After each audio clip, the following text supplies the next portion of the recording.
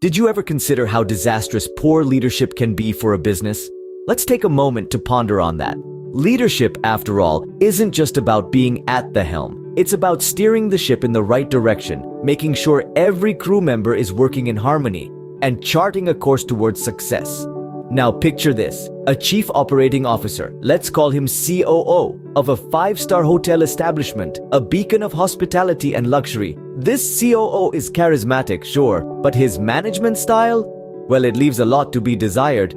He's not a believer in training, he cuts corners on customer service, and cherry on top, he's got a penchant for cronyism. Cronyism, for those who might not be familiar with the term, is the practice of favoring friends or associates in business or politics, often at the expense of meritocracy.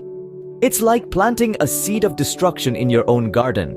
You see, when you start picking favorites, disregarding the skills and capabilities of your team, you're setting up a dangerous precedent. Talented employees start feeling undervalued, unrecognized. They see these favored few, often less competent, rising through the ranks, and it's disheartening. It's not just about the individuals though, it's about the entire organization. Morale drops, productivity declines, and before you know it, the ship you're supposed to be steering is sinking. But here's the kicker, our COO, he's not just favoring his friends. He's actively booting out performing employees, replacing them with his own followers from elsewhere.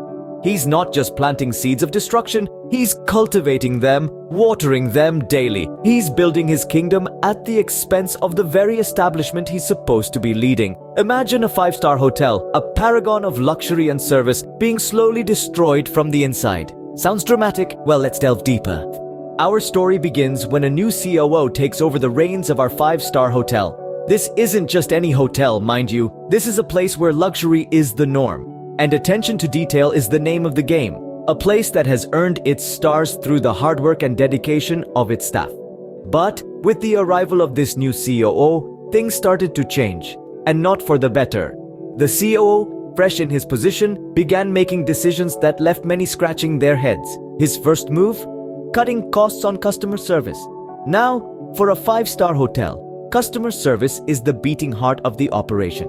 It's what sets them apart from the rest. But the COO saw it as a mere expense and decided to trim it down. The ripple effect of this decision was immediate. Complaints started to roll in, and the hotel's reputation for impeccable service started to wane.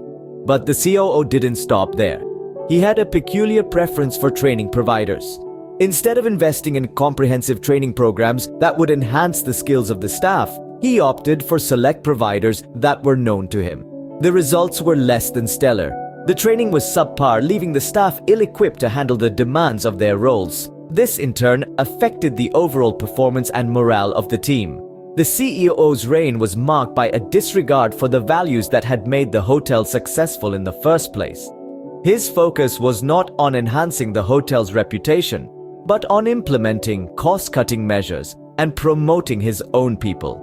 This approach led to a decline in the hotel's standards and its standing in the industry.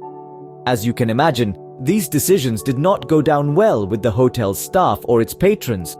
They were left feeling frustrated and undervalued, and the once thriving hotel began to lose its luster. In business, performance is key, but what happens when performing employees are shown the door? Astonishing as it may seem, this is precisely what unfolded under the reign of our COO. The hotel, once renowned for its world-class service, began to witness an unsettling trend under his leadership. Those employees who had consistently performed, who had given their all to the hotel, started to disappear. They weren't leaving for greener pastures or exploring new opportunities. They were being systematically removed, replaced by a new wave of employees brought in by the COO. These weren't just any employees, mind you. These were the COO's own followers, individuals he had handpicked from his previous ventures. They were his people, his loyal subjects brought in to strengthen his hold over the hotel's operations. The immediate impact was palpable. Morale plummeted as performing employees were shown the door, their years of dedication and hard work rendered meaningless. The hotel's service quality, once its pride, started to falter. The new employees, lacking the necessary training and experience, simply could not fill the shoes of their predecessors. The hotel's guests, quick to notice the change, began voicing their concerns. They missed the familiarity of faces they had come to trust, the impeccable service they had come to expect. The hotel's reputation, painstakingly built over years, started to wane. This was not a case of change leading to growth or of a necessary evolution. This was a calculated coup, a ploy to consolidate power, with the hotel's legacy becoming collateral damage. The COO, in his quest to build his own kingdom, was gradually destroying the very hotel he was tasked with leading. The performing employees, once the hotel's backbone, were now gone. In their place were the COO's followers, trying their best but struggling to uphold the hotel's high standards. The hotel, once a beacon of excellence, was now a shadow of its former self. Building kingdoms can be a good thing, right? But not when it comes at the cost of a thriving business. Our COO, in his pursuit of power, became obsessed with creating his own dominion within the hotel. He began replacing competent performing staff with his loyal followers from elsewhere. This wasn't about enhancing the hotel's service or improving its operations. No, this was about fulfilling his own desire for control and power. Ironically, the kingdom he was building was not made of strong foundations. It was built on cronyism, favoritism, and the disregard for the hotel's long-standing values and standards. He chose to ignore the very essence of what makes a five-star hotel truly 5 stars: exceptional customer service, a well-trained staff, and a commitment to excellence. As he continued to build his kingdom, the hotel's reputation began to crumble. Regular guests noticed the change. The service was no longer top-notch. The staff, once friendly and well-trained, now seemed disoriented and less competent. Negative reviews started pouring in, and the hotel's once sparkling reputation began to tarnish. Financially, the hotel was on a downhill trajectory as well. With the decline in customer satisfaction came a decrease in bookings. Revenue dropped and the once thriving business was now struggling to stay afloat. But our COO, he remained unmoved, unbothered even. He was too busy building his kingdom to notice the destruction he was causing. Or maybe he just didn't care. After all, he had his kingdom, his power. The hotel, its staff, its guests, they were merely pawns in his game.